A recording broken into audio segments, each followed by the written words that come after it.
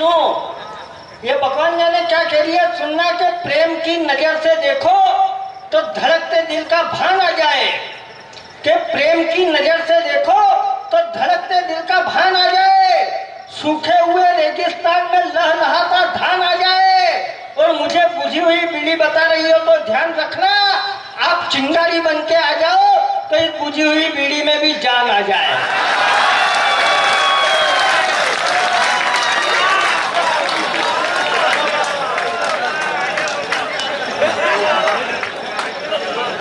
क्या अतिरिक्त ऊर्जा का संचार हुआ है आप सब में?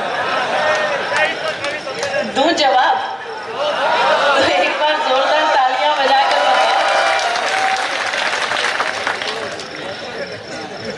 जान आ जाए जिसमें बित्ती भर की जान खुद में नहीं है।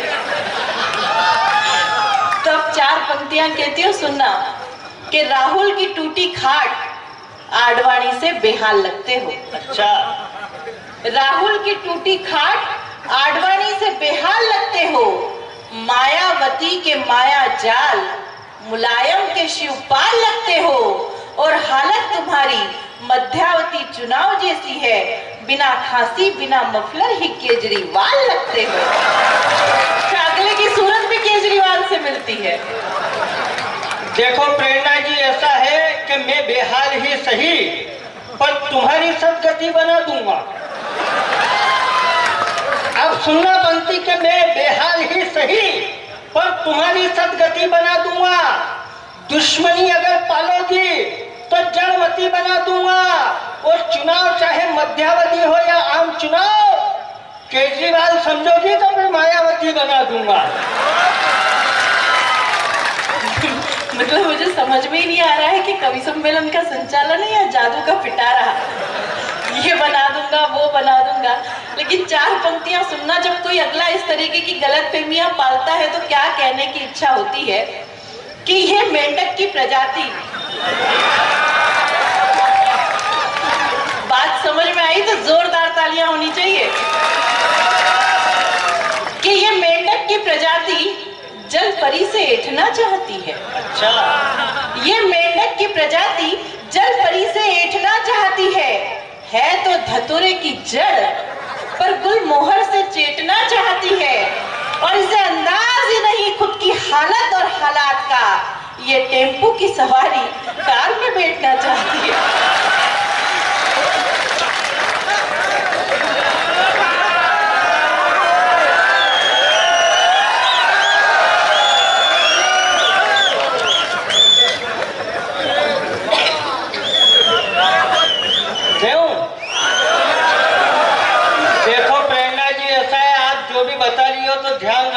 भगवान जाने क्या कह रही थी, हम तो रतलाम जिले के लोग हैं, हमारी तासीर बता रहा हूँ मैं आपको। टेम्पो की सवारी ने कार में बैठना चाहती है, तो अब सुनना पंक्तियां कि मैं मेंढक की प्रजाति बता रही थी, मैं जल परी को भी मेंढक के दिल का चैन बनाना जानता हूँ, मैं जल परी को भी मेंढक के दिल का चैन बनाना जानता हूँ, गुलमोहर को धतूरे की जड़ का फेर बनाना जानता हूँ, माना कि मैं 2 रुपए की टेम्पो की सवारी हूँ पर अच्छी कार को एरोप्लेन बनाना जानता हूँ।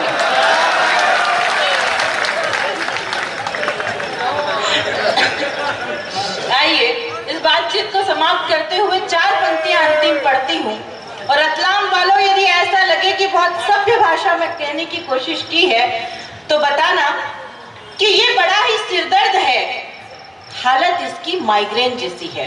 अच्छा, ये बड़ा ही सिरदर्द है, हालत इसकी माइग्रेन जैसी है, मैं मोदी की तरह हूँ, इसकी दशा राहुल के ब्रेन जैसी है, और मुझसे उलझने की कोशिश बिल्कुल मत करना, मैं रूस हूँ, तुम्हारी हालत यूक्रेन जैसी है।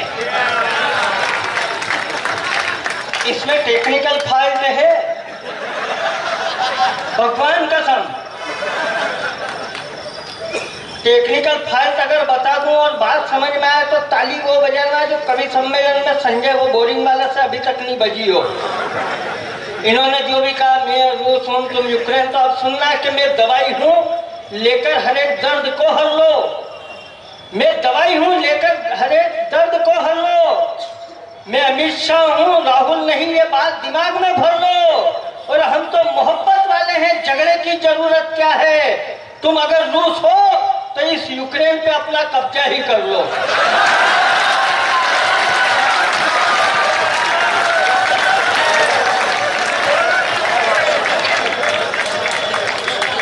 विशाल जी, पहली बार बहुत ढंग से तालियां बजाई आपने, बात बहुत सही साठ समझ में आई आपको। दीदी, अब की बार मैं आपकी ओर से जवाब देना चाहती हूँ, सुनना कि मुझे तुम्हारा प्यार भी स्वीकार है। बहुत बढ़िया, धन्यवाद आपका। बात खत्म करो, कविता पढ़ना चालू करो।